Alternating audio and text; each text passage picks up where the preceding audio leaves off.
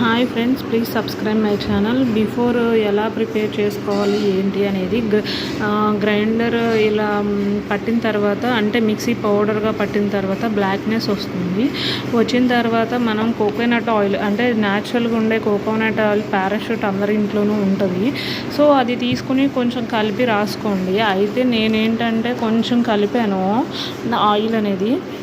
కంపల్సరీగా ఆముదం రాసుకుంటే ఇంకా బెటరు. రాసుకుని ఒక 2 అవర్స్ 3 అవర్స్ ఉండండి. మీకు వైట్ పేపర్ మీద అయితే ఇంకా బాగా కనిపిస్తుంది. నా హెయిర్ మీద అయితే ఆల్రెడీ యూజ్ చేశాను. సో నేను హెడ్ బాత్ చేయలేదు, అంటే న్యాచురల్ ఇంగ్రీడియంట్స్ అని.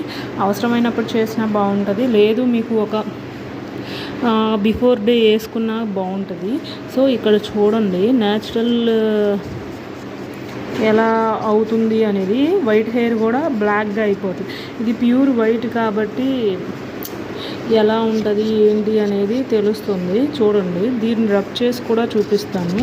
చూసారా, పోయిందేమో, పోలేదు. సో మీరు యూజ్ చేసుకోవచ్చు 100% పర్ఫెక్ట్గా.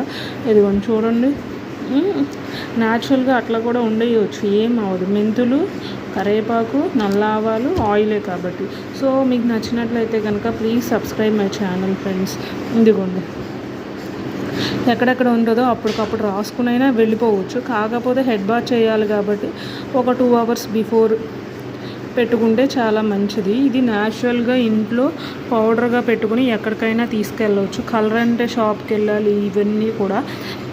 సో ఇట్లా ప్రిపేర్ చేసుకోండి. 3-4 మంత్స్ వస్తుంది.